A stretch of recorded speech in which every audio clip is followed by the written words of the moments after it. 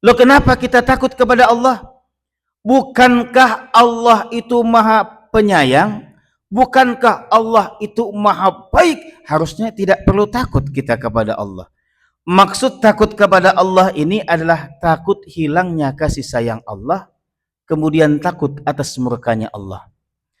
Tetapi jangan disamakan takutnya kita kepada Allah dengan takutnya kita kepada penjahat. Jangan disamakan takutnya kita kepada Allah dengan takutnya kepada binatang buas. Kalau dalam kehidupan dunia ada orang sangat jahat misalnya, siapapun dekat dengan dia pasti kena zalimi. Kira-kira orang jahatnya didekatin atau dijauhin? Ada binatang buas, binatang apa yang pian takut? Binatang buas apa yang pian takut? Ular misalnya, ada ular yang matok pian, didatangi kah, dijauhi kah? Dijauhi. Nah, kalau kita takut dengan manusia yang jahat, kita takut dengan jin yang jahat, kita takut dengan binatang yang membahayakan, maka akan menjauh daripada hal tersebut. Namun bedanya, kalau kita takut kepada Allah, janganlah menjauh dari Allah, justru mendekat kepada Allah. Jauh, takut hilang kasih sayang Allah. Al-Fasl Tsani fi Babil Khauf, yang kedua adalah bab tentang rasa takut kepada Allah. Adapun khauf, yakni takut akan Allah Ta'ala, maka yaitu akan mendekatkan kita kepada Allah dan menghimpunkan Allah Ta'ala kepada kita akan 4 kelebihan. Allah Subhanahu wa Ta'ala berfirman di dalam surah Al-A'raf ayat 154,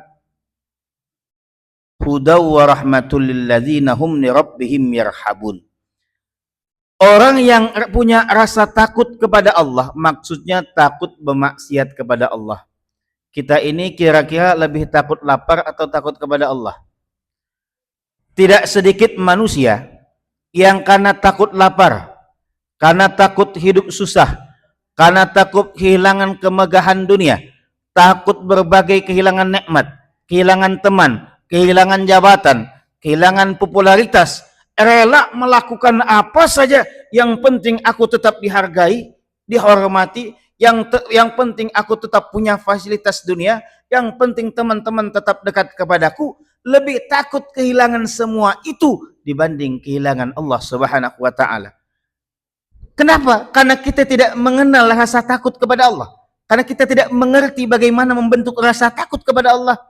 Kita lakukan saja apa yang membuat kita merasa aman dalam kehidupan dunia, padahal dengan melakukan berbagai hal tadi, menyenangkan manusia dengan apa saja yang penting dia senang dan dia care dengan kita, dekat dengan kita, mau ikut kita dan seterusnya.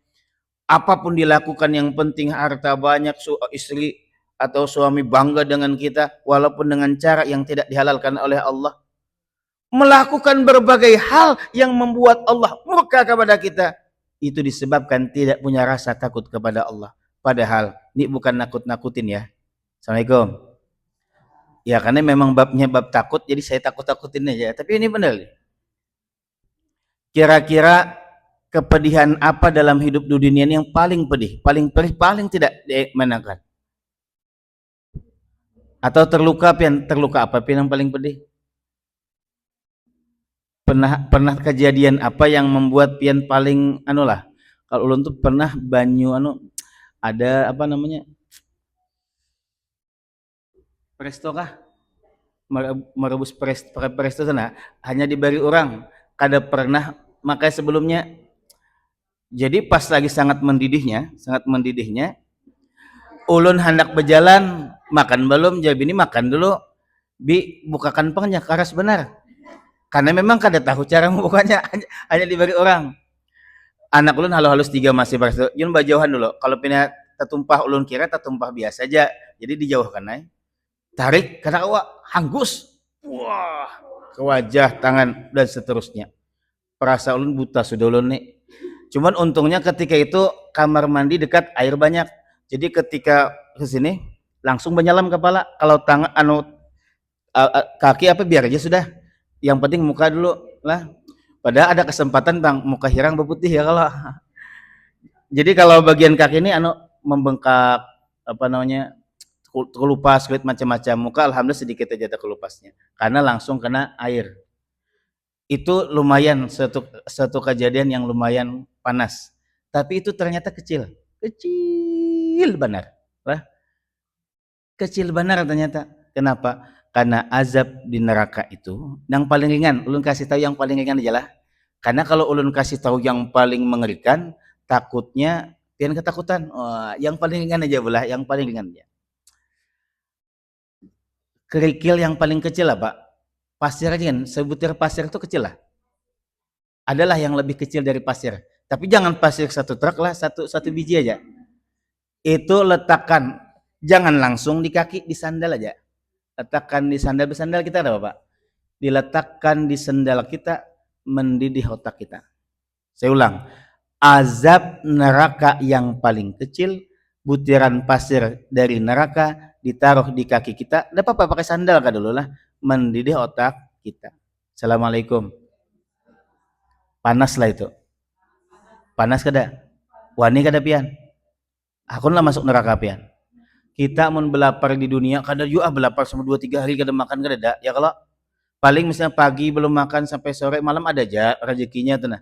Kada ada yang buju-buju susah betul kayak itu. Insya Allah lah. Jangan sampai ketakutan kita terhadap hal-hal duniawi menyebabkan kita lupa akan ketakut kepada Allah. Allah itu maha baik, kada perlu kita takut, tapi kita perlu takut akan azab Allah Subhanahu wa taala. Kenapa Allah mengazab? Allah kan maha baik. Karena Allah juga maha adil. Karena kalau kita berbuat zalim kepada orang di dalam kehidupan dunia belum tentu keadilan itu diraih. Ya kah? Maka keadilan Tuhan di negeri akhirat itu pasti. Jadi neraka itu bukan bentuk Allah itu tidak sayang ke kita. Neraka itu bukan bentuk Allah itu tidak baik, tetapi justru neraka Allah siapkan, azab Allah siapkan agar manusia punya kontrol, punya rem. Coba Allah siapkan surga saja. Kata Allah, siapapun hambaku mau beriman tidak beriman, mau maksiat tidak maksiat, mati pasti masuk surga. Kira-kira tambah gak penjahat? Assalamualaikum. Kira-kira penjahat nambah gak? Pokoknya yang penting mau beriman tidak beriman, menyembah tidak menyembah, semua yang mati kusediakan masuk surga.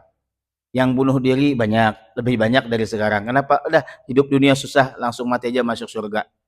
Orang tidak ada kontrol dan rem ketika ingin melakukan tindak kriminal. Yang ada neraka saja Allah siapkan. Yang tadi azabnya kecil, yang paling kecilnya kena butiran pasir di kaki, mendidih kepala. Masih banyak yang berbuat maksiat, masih banyak yang berbuat kriminal. Kenapa? Karena tidak adanya rasa takut kepada Allah. Maka bangun rasa takut kepada Allah. Siapa yang membangun rasa takut kepada Allah, dia akan mendapatkan 4 hal. Pertama, huda, petunjuk dari Allah. Kedua, rahmat, kasih sayang Allah.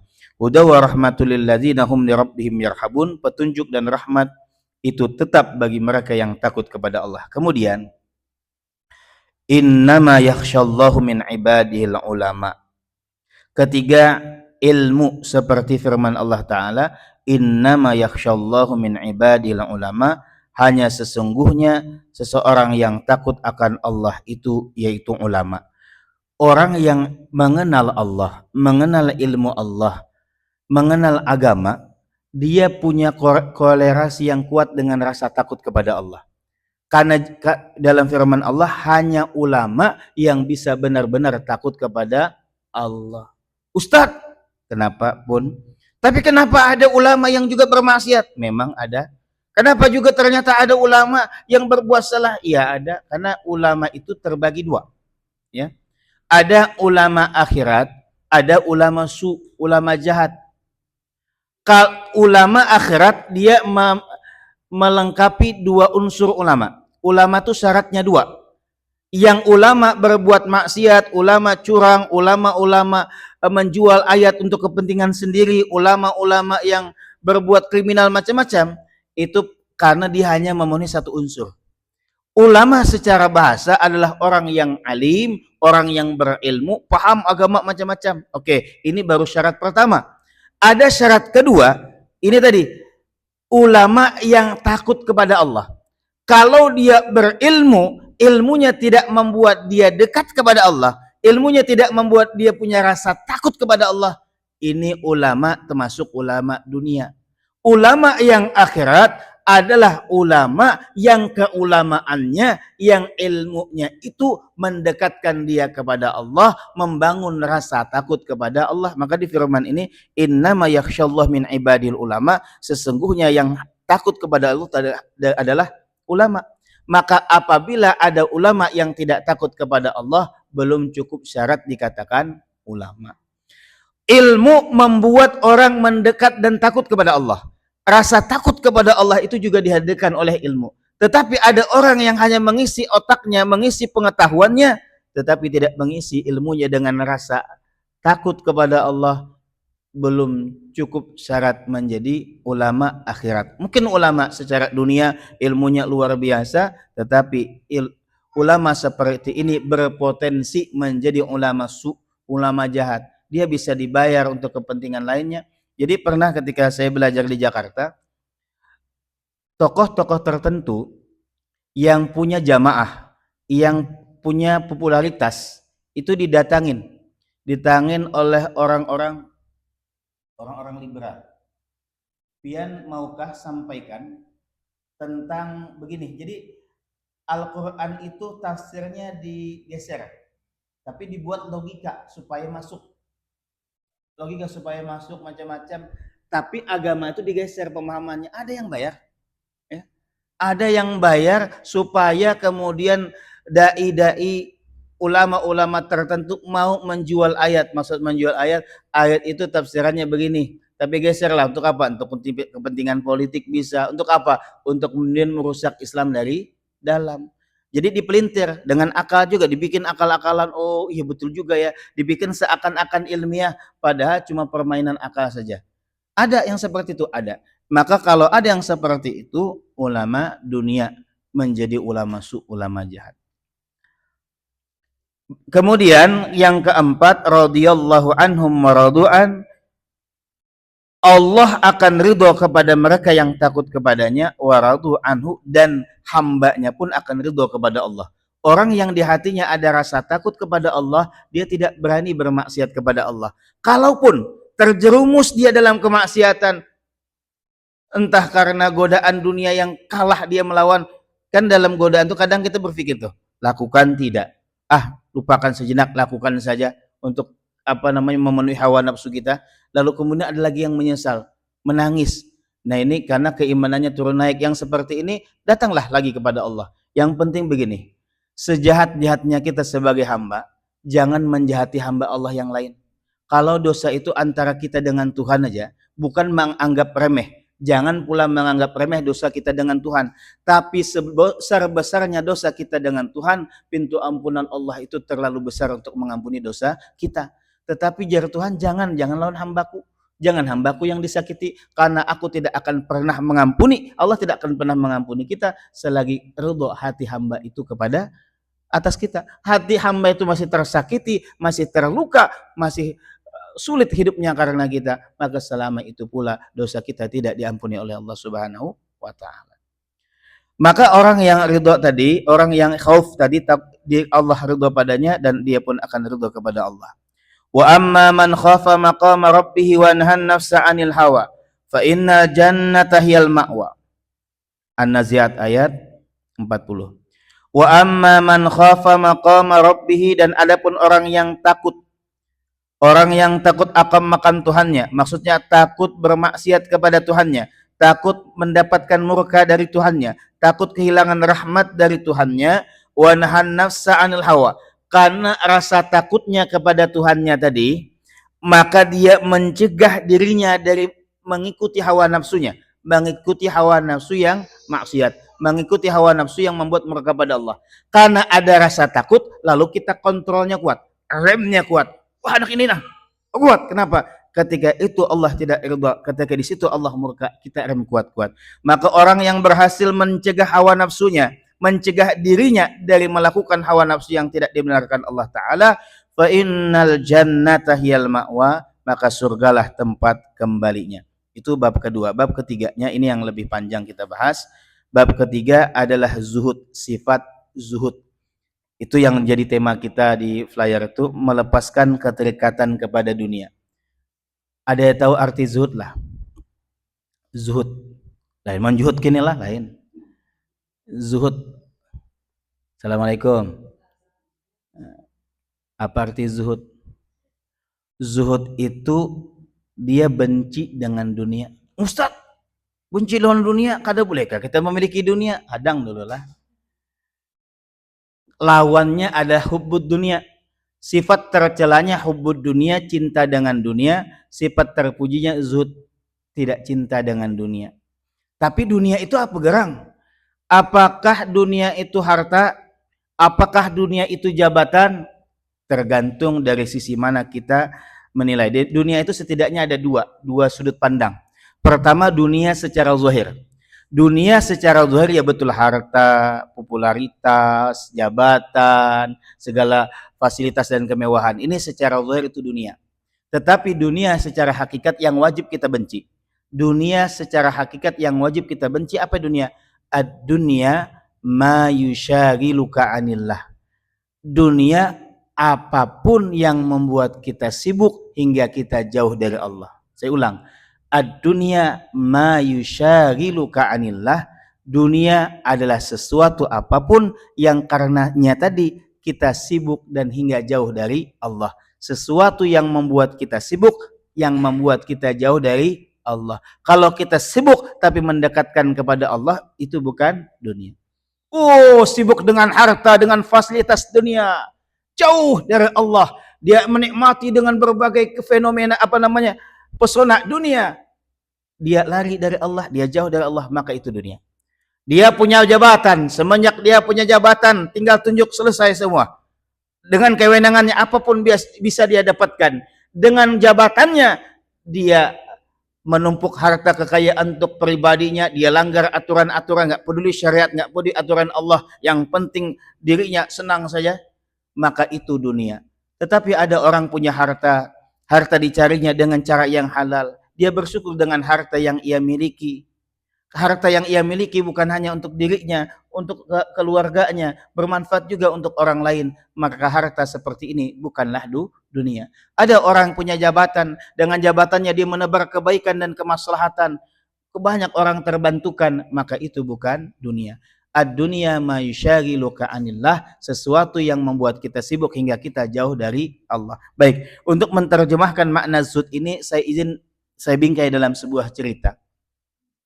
Ada suatu waktu di Tunisia, di mana Tunisia, ada seorang soleh, seorang alim, seorang yang berilmu, yang ahli sedekah, pokoknya luar biasa. Luar biasa alimnya, solehnya, sedekahnya.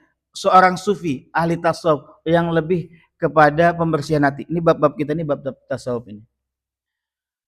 Dia banyak pengikutnya, banyak jamaahnya, banyak muridnya. Walaupun dia punya banyak murid, dia juga sibuk bekerja. Apa pekerjaannya? Sebagai nelayan. Jadi di malam hari dia pergi ke laut, cari ikan, pagi harinya satu perahunya itu penuh saja dengan ikan. Allah kasih rezeki dia banyak. Selalu pulang dengan hasil tangkapan yang sangat banyak.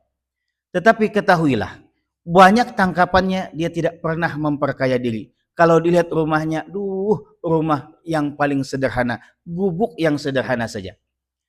Dia pun tidak pernah menyimpan harta untuk kebutuhan besok atau lagi 1 tahun.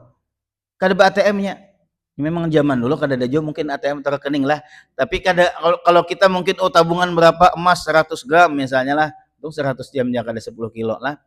Di ATM 10, ada yang 100 juta, ada yang 1 miliar misalnya. Oh, yang aman aja.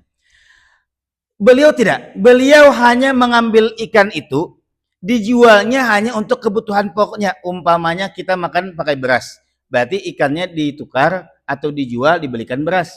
Untuk kebutuhan pokok hari itu aja, bukan disimpan untuk 2 hari, 3 sebulan kada.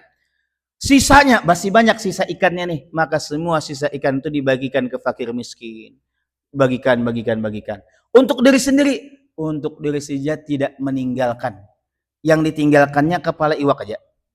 Kepala amun ganal iwaknya 1 aja kepalanya, amun kecil mungkin 1-2 Kepalanya, dagingnya enggak. Dagingnya biar buat orang lain, aku kepalanya aja. Tapi bagi yang hobi kepala iwak, nyaman aja lah.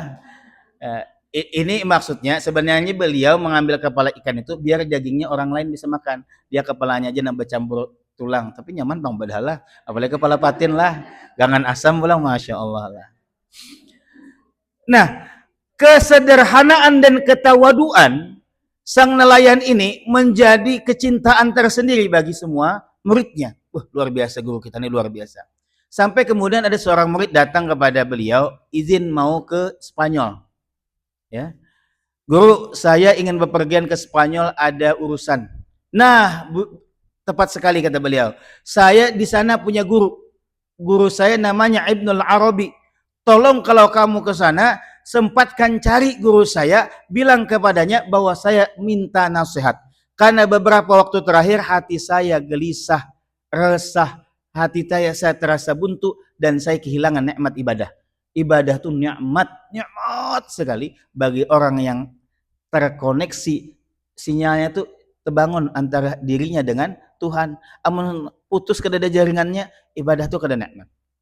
Baiklah, maka singkat cerita sang murid ke Spanyol, selain melakukan urusannya, nyempatkan datang ke kediaman Ibnul Arabi. Alamat sudah dikasih, tanya orang, semua orang pada tahu, ketika itu tahu, datanglah, tapi kaget. Ternyata pekarangan rumah daripada Ibnul Arabi ini sangat luas, sangat indah, penuh dengan bunga, penuh dengan keindahan pun kemewahan. Bukan sekedar indah, kan ada sederhana indah, indah dan mewah. Rumahnya bagaikan istana. Di Kaltim ini siapa rumah ke istana lah? Haji Muhyar kah? Kada tahu jolon lah. Pokoknya banyak aja yang tapi lain rumah ulun malah. Rumahnya laksana istana. Mewahnya, megahnya, bujur jiwa. Kah ini guruku, guru dari guruku. Kelihatannya cinta dunia. Maka ada yang jaga. Jadi ada satpamnya juga. Adakah Ibnul Arabi hendak bertamu? Oh, guru kami sedang tidak di rumah. Beliau sedang bersama raja, bersama sultan. Ya, sekarang presiden lah. Mungkin tidak lama lagi beliau akan datang. Tunggu saja, tunggu. Betul saja. Bayangkan kalau hari ini datang iring-iringan mobil yang mewah. Nggak tahu dulu zaman dulu mobilnya gimana, atau kereta kuda aja gak paham. Intinya mewah, dibukakan, dihamparkan permadani. Pakaian sang Ibnul Arabi tidak kalah mewahnya dibanding sang raja. Luar biasa. Akhirnya ketemulah dalam hati, guru bagaimana ini? Guru yang cinta dunia. Baiklah, tapi nggak apa-apa, dalam hati aja itu nggak diomongin. Tuan Ibnul Arabi, mohon izin saya dari Tunisia. Saya muridnya si Fulan yang bekerja sebagai nelayan. Oh ya, saya kenal dia, itu muridku. Guru saya mohon nasihat darimu karena beberapa waktu terakhir hatinya terasa gelisah dan hilang nikmat ibadah. Saya sudah tahu, kata beliau. Dan tolong sampaikan kepada gurumu itu, sesungguhnya hati gurumu itu masih terikat dengan dunia. Hati gurumu itu masih terikat dengan dunia. Masih ada cinta dunia di hatinya. Itulah yang membuatnya tidak mampu menikmati ibadah dan hatinya terasa resah dan gelisah. Dalam hati yang datang tadi, kada tepaling lah. Pian nang cinta dunia. Guru ulun itu sederhana, iwak dibariakannya semuanya. Yang dimakannya kepala iwak aja, dalam hati aja, cuma tidak berani mendebat. Singkat cerita pulang, ketemu dengan sang guru yang nelayan tadi. Guru bertanya, ketemulah dengan Tuan Ibnul Arabi, ketemu. Ada nasihatnya lah, diem aja. Ada nasihatnya kah? Diem aja. Aslinya tidak tega mengatakan guru yang dicintainya sebagai orang yang cinta dunia. Nah, tapi karena 3 kali ditanya, baiklah, minta maaf guru lah kalau ulun salah ngomong. Kata Tuan Ibnul Arabi, hati pian ini masih terikat dengan dunia. Langsung menangis sang guru tadi, yang nelayan tadi nangis, mengucur air mata. Betul, benar sekali Ibnul Arabi, benar sekali guruku Ibnul Arabi, benar sekali. Aku cinta dengan dunia. Jangan muridnya tadi, pian ini cinta dunia mana rumah gubuk, harta di rumah dilihat ndak ada, yang pian makan kepala iwak, sedekah pian habis-habisan. Di mana cinta dunianya pian? Jadi kayak ini bagi salah sang nelayan tadi yang juga seorang guru tadi lah. Jadi kata beliau, entah mengapa beberapa waktu terakhir setiap aku makan kepala ikan, Ini yang dimakan kepala ikan, enak enak aja Bang. Tapi kebayang dagingnya. Dan berkatalah di hatinya, hatinya aja berkata, enggak sampai di mulut, enggak sampai nyariin mana tadi yang kuku sedekah ikan. Sini nah, minta iwaknya lagi enggak. Seandainya saat ku makan ini, saat ini yang sedang makan, ada daging ikannya begitu enaknya. Kepala tetap dimakan, tapi di saat itu meratapi seandainya dagingnya ada menyamannya. Beberapa waktu terakhir seringkali aku memikirkan yang tidak ada di tanganku. Bisa dipahami lah. Hari ini adanya aqua, kotakan wadai misalnya, aja kotakan jar. Seandainya ada makan besar, nasi padang misalnya lah, paksa pian bawakan esok lah. Yang di hadapan snack, yang dibayangkan cakanya nasi padang, memikirkan yang tidak ada di tangan. Tapi berbeda perkara ada orang memikirkan begini, kita boleh nggak berharap punya ini punya itu, boleh nggak?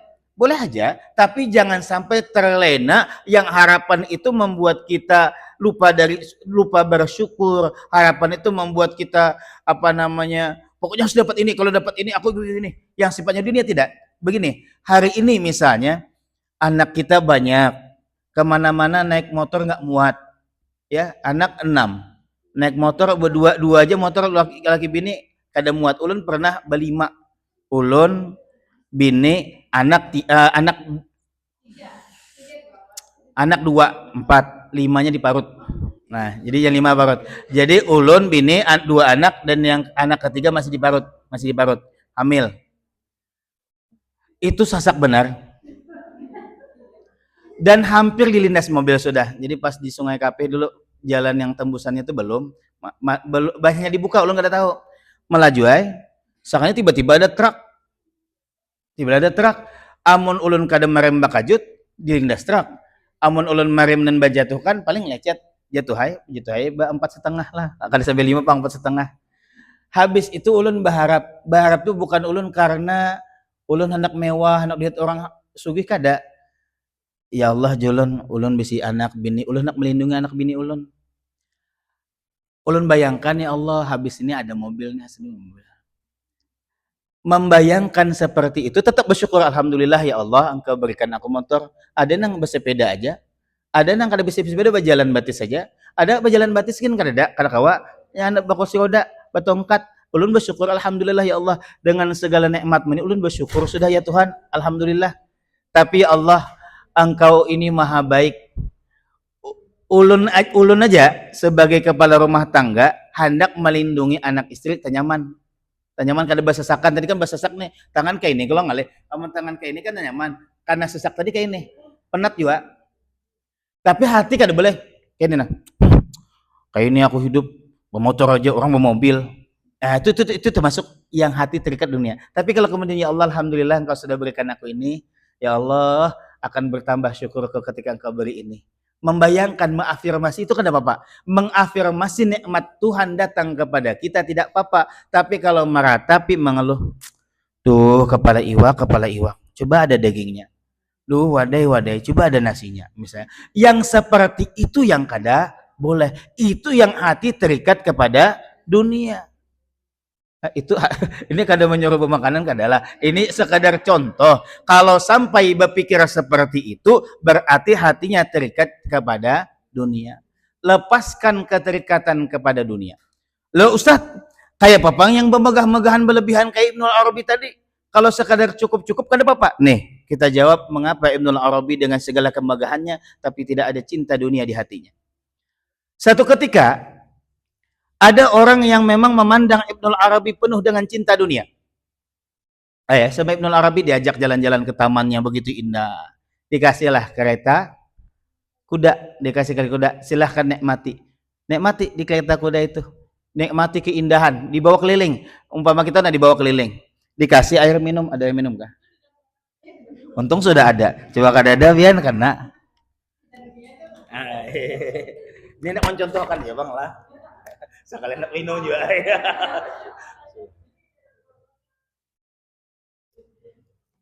Jadi dikasih sidin air, airnya penuh lah nih, tak kurangi sedikit tak lah.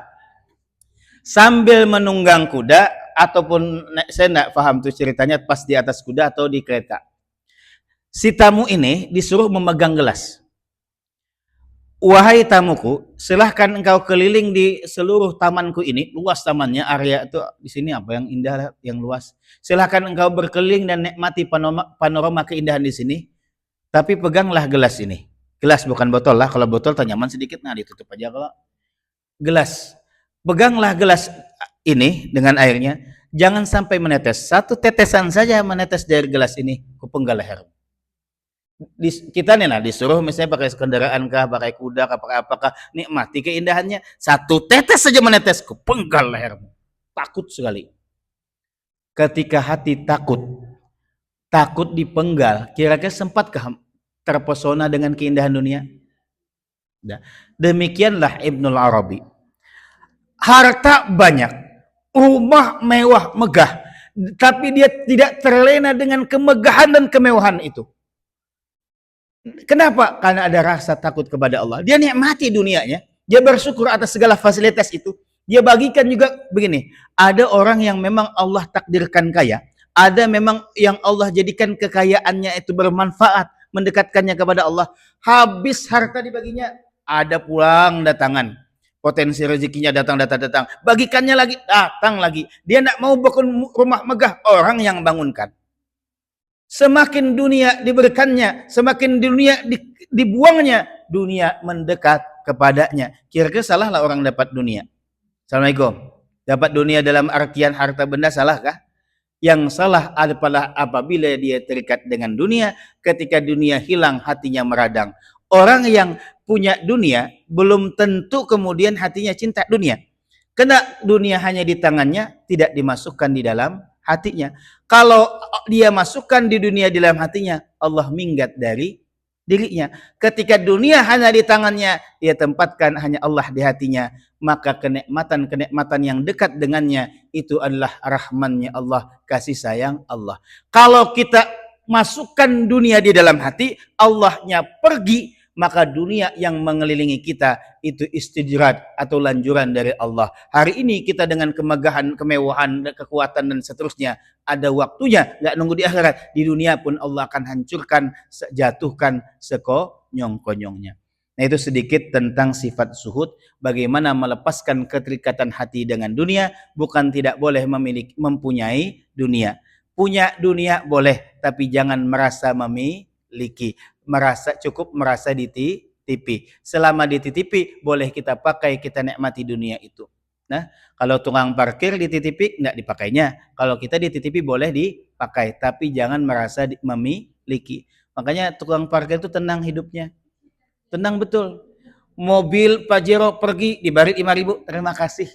5.000, Pajeronya hilang, aman. Motor PCX keluar, kasih 2.000, makasih.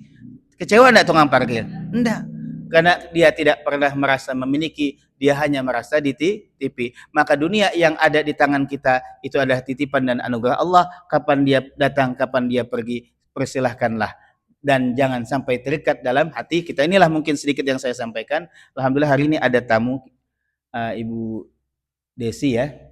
Beliau yang memperkenalkan saya, yang kemarin ada 2 kali sempat saya bawa TLQ apa yang mencabut ayat itu jadi petunjuk hidup kita ya. Ayat Al-Qur'an memang dari sana petunjuk hidup kita, tapi ada satu metodologi yang bisa menjadi amalan kita sewaktu-waktu, juga bisa menjadi metodologi amalan kita setiap hari. Jadi saya nggak hafal metodologinya, beliau yang hafal. Bagaimana setiap hari kita minta petunjuk Tuhan, ngamalin petunjuknya, ada grupnya juga Bu ya, ada mentornya juga yang setiap berapa hari atau tiap hari saya kurang paham, memberikan bimbingan rohani, bagaimana menghidupkan cahaya Al-Quran di dalam hati. Nah untuk itu kami mohonkan beliau untuk mempresentasikan atau kemudian menguatkan, mudah-mudahan bisa menjadi kebaikan untuk kita semua. Kepada Bu Desi kami persilahkan.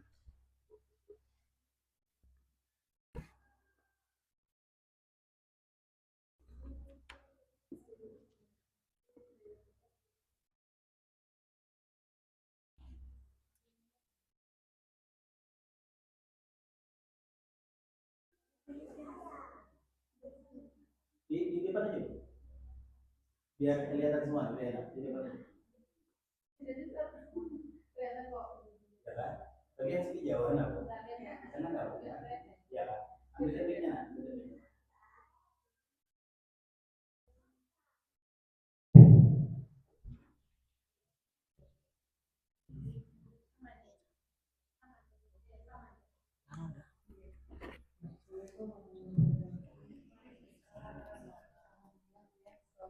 Buat saya bisa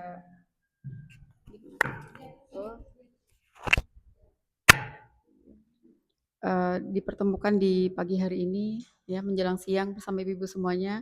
Salam kenal, saya Desi Arianti, distributor dari TLQ Bu ya. Mungkin sedikit ingin berbagi tentang bagaimana kita bisa senantiasa terhubung dengan Allah tadi ya, sebagaimana tadi sudah dijelaskan oleh Ustadz. Insya Allah, terus terang kalau dari segi keilmuan saya nggak punya ilmu apa-apa nih. Bismillah. Tapi saya ingin berbagi saja tentang bagaimana ini adalah produk dari PPA, Ustadz Reza Rendi. Jadi inilah inovasi Al-Quran. Kami itu alumni dari PPA kelas IMPQ Bu ya, eksklusif mentoring powering Quran.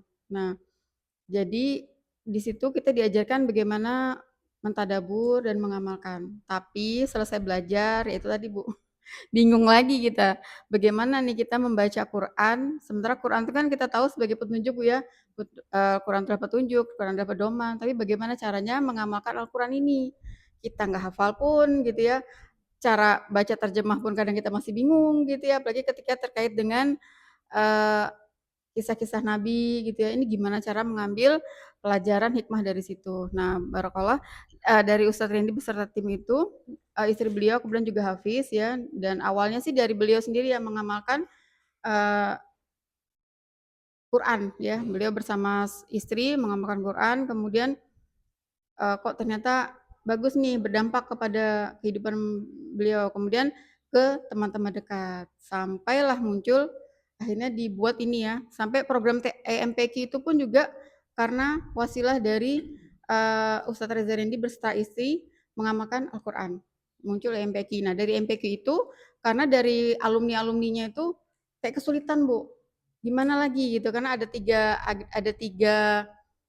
apa? Tiga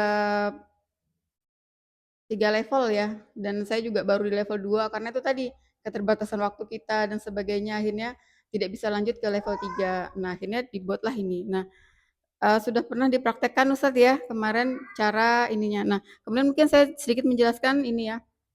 Jadi, ini ada buku panduan bagaimana kita menghidupkan ayat Al-Qur'an ya. Jadi, di dalam jar ini ada 100 ayat potongan ayat Al-Qur'an. Nah, bagaimana cara kita bisa menghidupkan Al-Quran dengan bantuan atau tools ya dari TLQ Jar ini. Yang pertama, kalau saya pribadi dan yang diajarkan adalah bisa untuk solusi dari masalah kita, Bu. Jadi kalau saya ketika misalnya menemukan sebuah masalah atau pasti kan namanya hidup tuh banyak ujian, Bu, ya.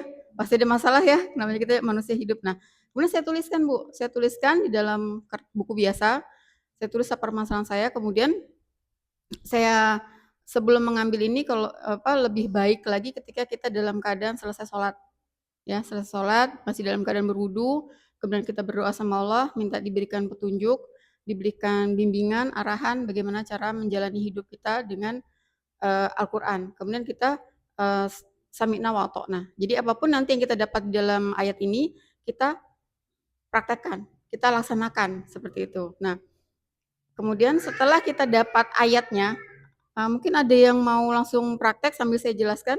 Di sini ada ini ada yang terjatuh, parenting, miracle.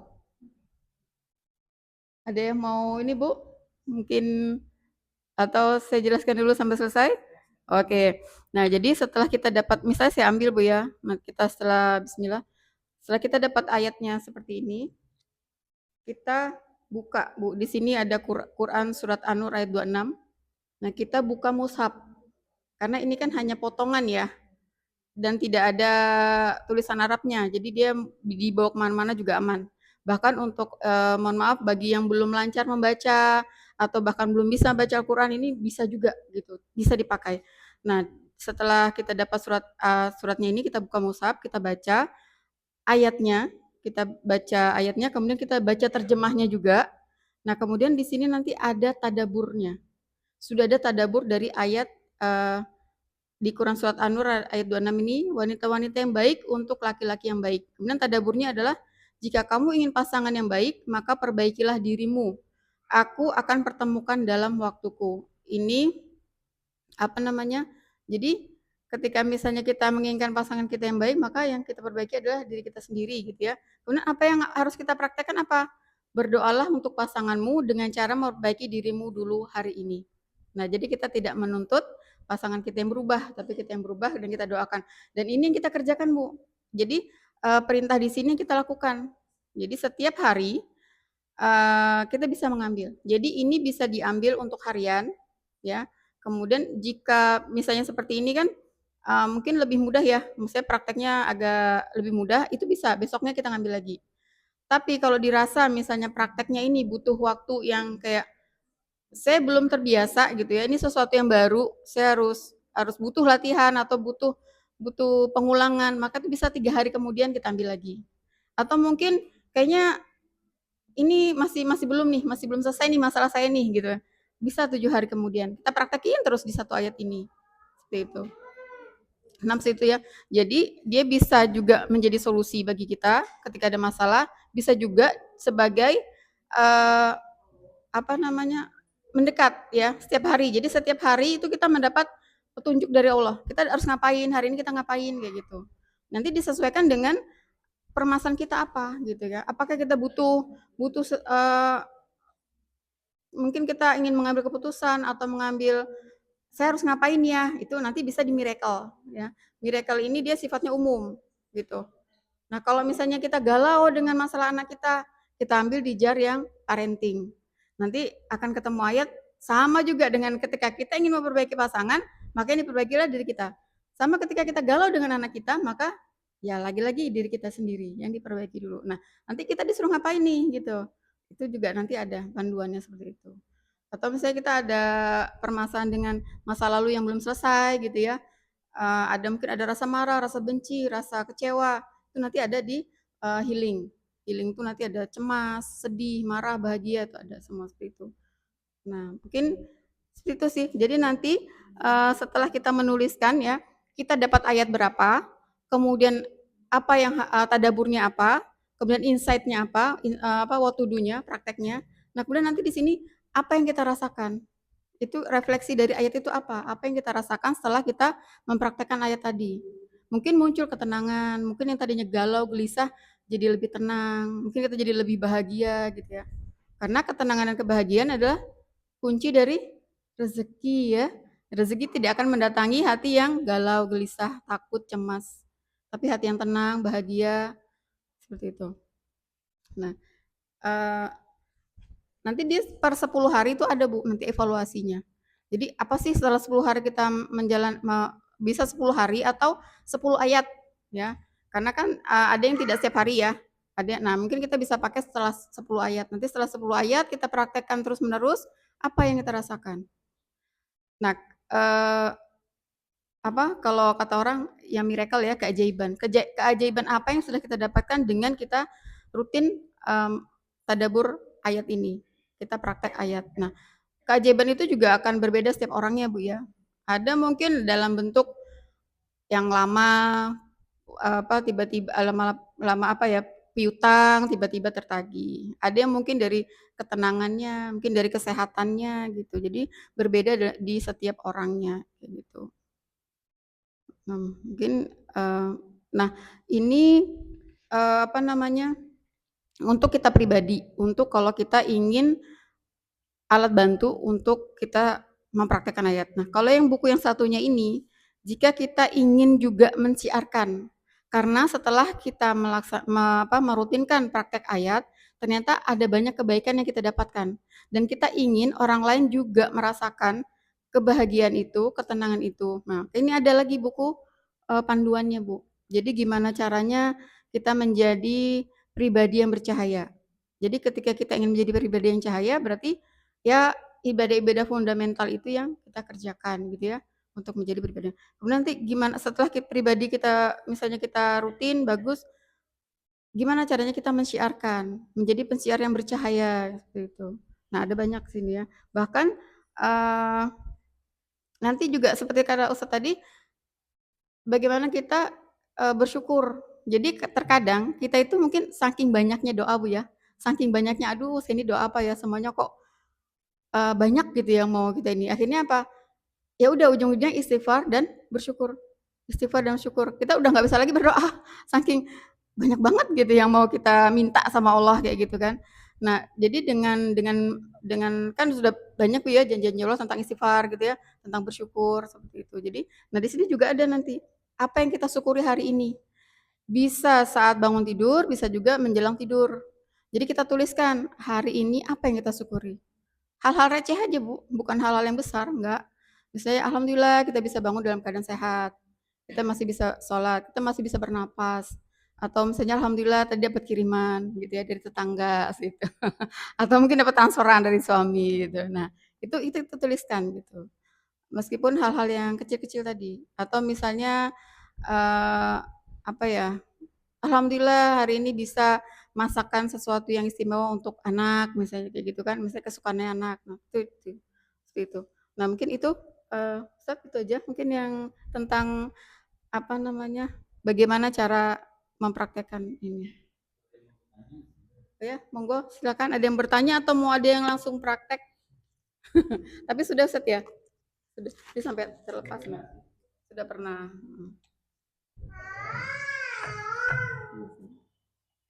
Ini sengaja saya bawa kemana-mana, Bu. Oh, belum belum ahli juga Ustaz, masih belajar.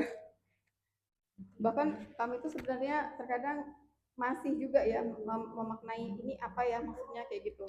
Kadang-kadang dari apa ayat yang kita ambil ini apa ya, cuma kita ya itu tadi samina waton aja, kerjain aja gitu, meskipun kita tuh kadang nggak ngerti, kerjain aja gitu. Nah,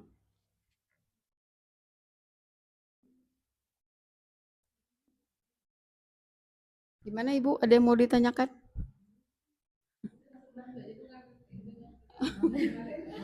Ya. Ibu apa Bu, lagi sedang ada apa yang ingin dengan pasangan di healing miracle? Miracle Bu, itu miracle. Kalau dengan anak yang ini tadi, ini parenting.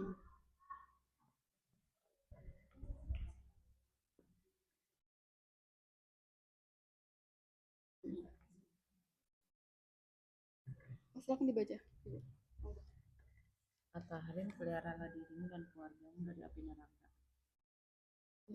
Orang tua adalah jalan pertama dan terakhir dari arah masuk Ustaz mungkin pada nanti anak. bisa ini kan, kalau mau perjelas mungkin maksud dari tadaburnya. Baca Yang di sini. gitu.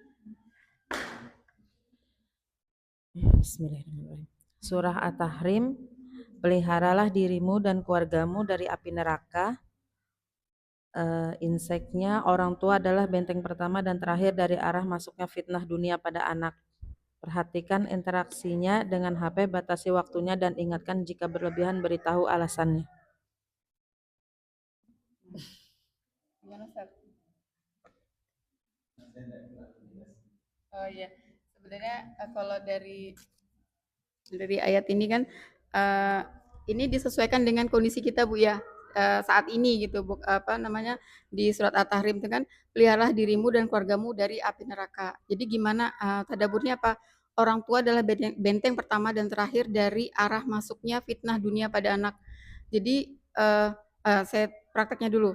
Perhatikan interaksinya dengan HP, batasi waktunya dan ingatkan jika berlebihan. Beritahu alasannya. Nah, jadi cara membentengi anak kita ada itu tadi.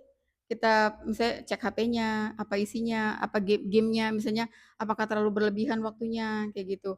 Karena anak sekarang tuh juga agak bingung Bu ya. Ketika kita misalnya stop HP-nya, taruh, terus gimana ngerjain tugasnya? Nah, seperti itu. Jadi apa namanya itu tadi perlu dibatasi aja. Jadi kapan dia main game, kapan dia misalnya kemudian juga apa namanya apalagi kalau dewasa ya agak susah. Tapi setidaknya memang ya ini aja, apa, ada komunikasi dengan anak, kayak gitu. Sampaikan, tadi kan ini ada ya, beritahu alasannya, kenapa sih gitu, nggak boleh, berlama-lama, karena tuh juga game kan akan mengganggu ini ya, otaknya ya, dan mengganggu otak, kemudian juga ada radiasi HP itu, kemudian apa, yang perlu diperhatikan banget tuh sebenarnya anak-anak tuh ketika tidur itu ya, HP-nya tuh kan kadang di dekat kepala, kayak gitu. Nah, seperti itu. Jadi, ini baru satu gitu, jadi yang satu yang pertama kita perhatikan adalah tentang HP-nya gitu. Nanti besoknya berarti ini kan mudah Bu ya, insya Allah mudah ya, prakteknya mudah. Mudah apa apa sulit Bu? Iya, sebenarnya itu tadi kadang-kadang untuk anak yang masih kecil lebih mudah, tapi ketika sudah dewasa itu kadang kita cari cara ngomongnya ini loh, gimana sih kayak gitu. Nah itu yang perlu seperti itu. Nah mungkin itu Ibu. Jadi eh, kita apa ya, menjaga kita terkoneksi. Jadi kita tuh menjadikan TLQ ini adalah bagaimana kita senantiasa terhubung dengan Allah. Jadi ketika kita ada permasalahan kita nggak perlu curhat, ke kecuali kita boleh curhat ketika orang kita ajak curhat ini bisa memberi solusi dan kita yakin dia amanah gitu ya. Karena berat Bu menerima curhatan orang tuh berat. Karena kita tahu ya kan, tahu permasalahannya kayak gitu kan, terus kita menjaga lisan kita ini kan, nah itu berat. Nah makanya dengan adanya ini benar-benar yang ketika kita ada masalah, kita ada galau, kita tinggal buka TLQ. Kita buka TLQ, kita tuliskan apa yang diperintahkan, kita jalankan. Nanti ada kalanya misalnya jadikan sabar dan sholat sebagai penolong bagimu. Makanya kita kerjakan. Nanti prakteknya misalnya kerjakan sholat sunnah 2 rakaat. Nah gitu. Berarti kalau kerjakan sholat sunnah 2 rakaat, berarti sholat apa nih misalnya gitu ya? Oh berarti kan sholat hajat kan, karena kita minta pertolongan dari Allah. Bisa juga nanti ketika kita tentang istighfar ya berarti sholat taubat seperti itu. Makanya ketika bagusnya lagi ketika kita sholat hajat itu kan didahului dengan taubat dulu ya. Seperti doa Nabi Ibrahim itu kan ketika minta kekayaan maka dia bertaubat dulu gitu, istighfar, mohon ampun dulu. Nah, seperti itu. Nah, seperti itu Bu. Jadi menjaga tadi ya, menjaga bukan menjaga, tapi gimana kita terkoneksi terus gitu loh, setiap harinya terkoneksi terus dengan Allah. Seperti itu. Nah, kalau saya pribadi sih ini penting banget ya karena itu tadi saya merasa butuh gitu. Jadi ini kita butuh atau tidak itu ya tergantung kita tadi gimana ininya. Kalau saya butuh banget karena kita nggak mungkin ya misalnya kita nelponin Ustadz Yahya ini maksudnya ayat ini apa kayak gitu kan. Nah sebelum TLQ ini Bu, saya sudah alhamdulillah ikut ikut Magnet Rezeki ya, udah tahu Bu ya Ustadz Nasrullah Magnet Rezeki. Nah itu kan ada materi Garpu Tala. Nah, di materi Garpu Tala itu juga sama, ketika kita ingin menyelesaikan sebuah masalah, kita minta bantuan kepada Al-Qur'an dengan cara kita apa ya, zikir juga, kemudian kita ambil secara acak. Nah, itu juga sama Bu sulitnya. Jadi ayat yang kita tunjuk di Garpu Tala itu belum tentu ayat sifanya, ayat sifa yang kita zikirkan. Nah, makanya kita nanti akan mencari lagi, mana nih ayat sifanya. Nah, dengan TLQ ini jauh lebih mudah ketika kita ambil, ya udah langsung ketemu ayatnya, udah ada tadaburnya, udah ada cara prakteknya, gitu. Nah, mungkin itu aja San. Insyaallah. Terima kasih Bu Desi dan barangkali nanti ada yang membuka lagi bisa langsung boleh beberapa sama Bu Desi. Demikian kita tutup. Subhanallah wa bihamdihi asyhadu an la ilaha illa anta astaghfiruka wa atubu ilaik.